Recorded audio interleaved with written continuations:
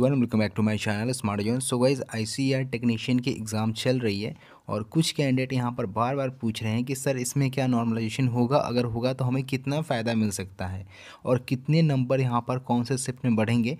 ये बात इस वीडियो में जानेंगे, हम समझेंगे ईजिली आपका जो कॉन्सेप्ट है आईसीएआर टेक्नीशियन में नॉर्मलाइजेशन का वो क्या रहेगा। ईजी वे में आपको समझाऊंगा और कौन से शिफ्ट में नंबर बढ़ सकते हैं उसके बारे में बात करेंगे, कितने यहाँ पर सेफ स्कोर होंगे। छोटा सा आइडिया यहाँ पर आपको दे दूंगा, हालांकि अभी एग्ज़ाम 2 दिन बचा हुआ है। जब वो सारे एग्ज़ाम खत्म हो जाएंगे तो ओवरऑल एनालिसिस लेकर आऊँगा, जिससे बताऊंगा कि आपका एक्सपेक्टेड कट ऑफ क्या रह सकता है। ठीक, तो इस वीडियो को लाइक करना और ज़्यादा से शेयर कर देना अपने दोस्तों में। सबसे पहले यहाँ पर बात करते हैं नॉर्मलाइजेशन के बारे में और ये बताता हूँ कि कैसे आप यहाँ पर ये एक्सपेक्ट कर सकते हो कि कौन से शिफ्ट का नंबर बढ़ेगा। गाइज, अभी भी बहुत सारे लोगों को कन्फ्यूज़न है कि ये नॉर्मलाइजेशन आईसीएआर टेक्नीशियन में होगा या नहीं। तो सबसे पहले मैं एक चीज़ क्लियर करता हूँ, यहाँ पर जो नॉर्मलाइजेशन है वो बिल्कुल होगा। क्यों होगा? क्योंकि यहाँ पर मल्टीपल शिफ्टों में एग्ज़ाम हो रहा है, यानी कि एक से ज़्यादा शिफ्टों में जब भी एग्ज़ाम होता है तो क्या होता है, वहाँ पर जो आपका लेवल ऑफ एग्ज़ाम है वो कांस्टेंट नहीं रह पाता। ठीक है, मान लो शिफ्ट 1 का एग्ज़ाम हार्ड आया तो शिफ्ट 2 का थोड़ा और हार्ड आ गया, शिफ्ट 3 का थोड़ा सा मॉडरेट आ गया। तो ऐसे में क्या हुआ कि लेवल ऑफ एग्ज़ाम हर एक शिफ्ट में थोड़ा बहुत चेंजेस होता है। ठीक है, देखने को मिल जाता है। अब मान लो कि सारे शिफ्ट में एक लेवल के स्टूडेंट बैठ रहे हैं जिनकी प्रिपरेशन बिल्कुल एक लेवल की है, पर जो एग्ज़ाम हार्ड होगा उनमें ऑब्वियस सी बात है कि कोई भी स्टूडेंट कम स्कोर करेगा, जो थोड़ा बहुत ईजी रहेगा उसमें ज़्यादा स्कोर करेगा।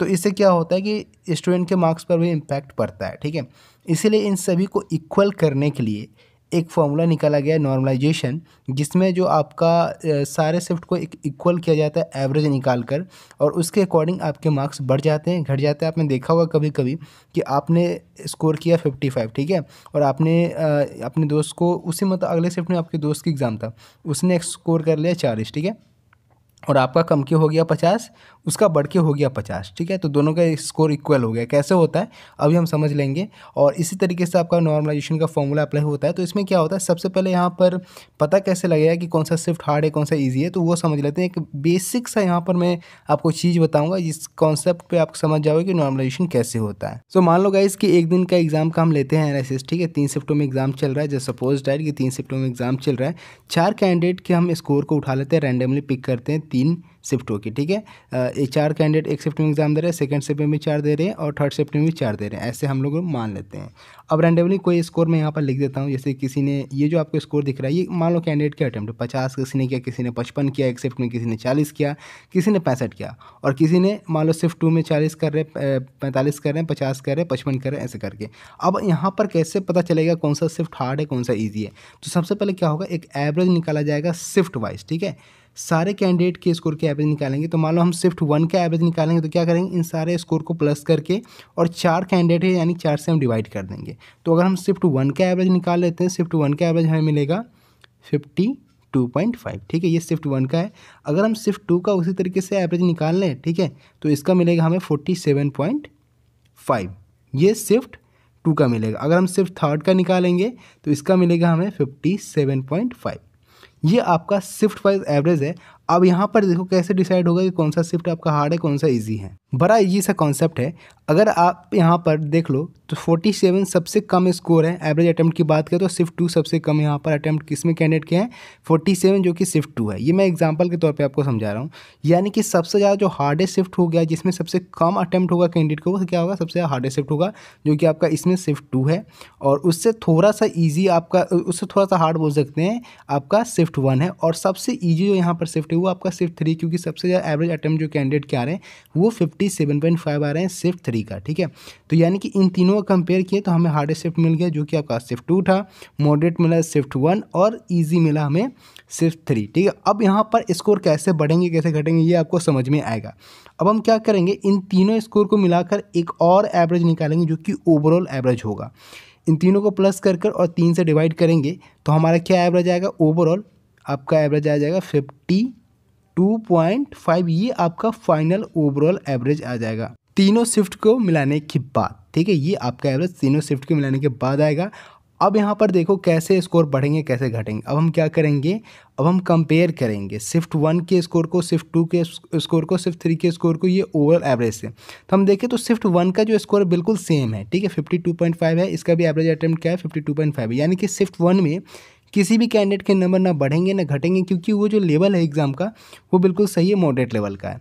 अगर हम देखें शिफ्ट 2 में, तो यहाँ पर बहुत ज़्यादा हार्ड पेपर था, जिसकी वजह से यहाँ पर हम देख रहे तो कितना स्कोर का यहाँ पर डिफरेंस हमें देखने को मिल रहा है, 5, ठीक है। यानी कि शिफ्ट 2 वाले कैंडिडेट के 5 नंबर हर एक कैंडिडेट के बढ़ेंगे। अगर हम शिफ्ट 3 में चले जाएँ तो यहाँ पर देखो, यहाँ पर क्या है, स्कोर ज़्यादा है, एवरेज अटेम्प्ट से क्या है, स्कोर ज़्यादा है, यानी कि ये ईजीएस्ट शिफ्ट है। और यहाँ पर डिफरेंस कितना है, अब देखो यहाँ पर 5, यानी कि यहाँ पर जो भी शिफ्ट 3 में कैंडिडेट एग्जाम दिए होंगे उन सभी का जो स्कोर है वो -5 चला जाएगा, क्योंकि जो उनका एवरेज अटेम्प्ट आ रहा है शिफ्ट का वो ओवरऑल एवरेज से ज़्यादा आ रहा है, ठीक है। तो अब यहाँ पर स्कोर कैसे बढ़ेंगे, जैसे कि यहाँ पर देख लो, आपके शिफ्ट 2 में +5 हो जाएंगे सारे के स्कोर, और इसमें क्या होगा -5 हो जाएंगे, और ये बिल्कुल आपका स्टेबल रहेगा, बिकॉज ये क्या है, मॉडरेट लेवल का पेपर है, कांस्टेंट पेपर, ठीक है। तो यहाँ पर क्या करें, हम 60 में से अगर 5 माइनस कर देंगे तो 55 इसका स्कोर हो जाएगा। जो 50 कर रहा था, जो 55 कर रहा था उसका 50 हो जाएगा, जो 50 करा उसका 45 हो जाएगा, जो यहाँ पर 65 करा उसका 60 हो जाएगा, ठीक।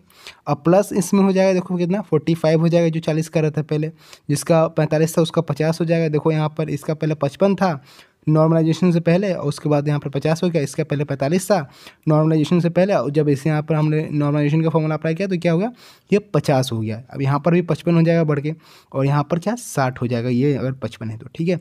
तो इस तरीके से स्कोर बढ़ जाते हैं, इस तरीके से स्कोर आपके घट जाते हैं। तो ये कुछ आपका नॉर्मलाइजेशन का कॉन्सेप्ट रहता है।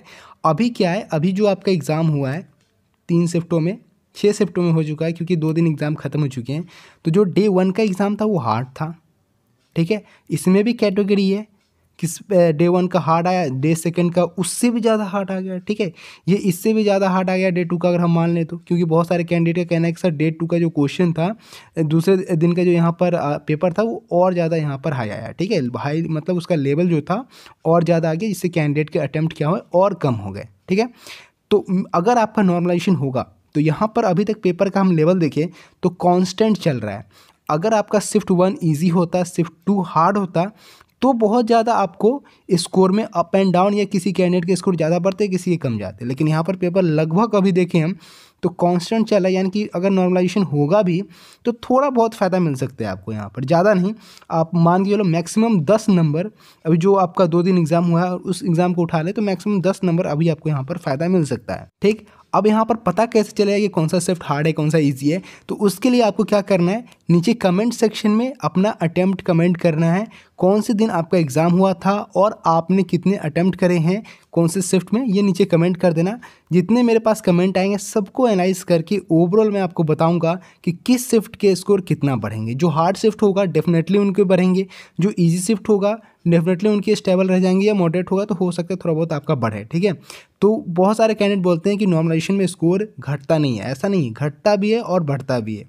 जो मैंने आपको फंडा बताया उसी बेसिक पर अप्लाई किया जाता है। अलग से एक फॉर्मूला होता है जो काफ़ी कॉम्प्लिकेटेड है, इसलिए मैंने आपको बेसिक कॉन्सेप्ट इसका समझा दिया। तो नीचे में कमेंट करो, जितने कमेंट आएंगे उसके बेसिस पे मैं आपको एनालिसिस करके डायरेक्ट रिजल्ट बता दूंगा कि कौन से शिफ्ट में कितने नंबर बढ़ेंगे, और कौन सा शिफ्ट आपका हार्डेस्ट था, कौन सा शिफ्ट आपका मॉडरेट था, कौन सा बहुत थोड़ा बहुत ईजी आया। क्योंकि अभी हम देखें तो ओवरऑल जो आपका पेपर आ रहा है वो हार्ड आ रहा है, ठीक है।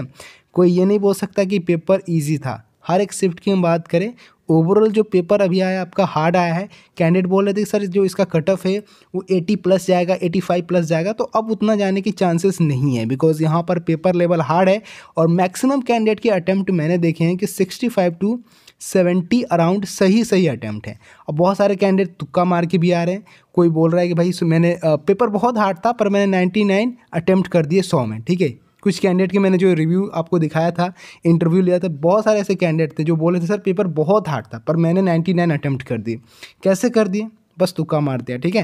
क्योंकि अगर हार्ड पेपर आ रहा है तो कुछ लोग यहाँ पर ऐसे भी हैं जो अच्छे से एग्ज़ाम दिए, उनकी प्रिपरेशन लेवल अच्छी, उन्होंने खुद बताया कि सर 65 से ऊपर अगर यहाँ पर कोई कैंडिडेट स्कोर करता है तो उसके मैक्सिमम चांसेस है कि वो इस एग्ज़ाम को क्वालिफाई कर लेगा, ठीक है। तो ये अभी तक का कंक्लूजन है।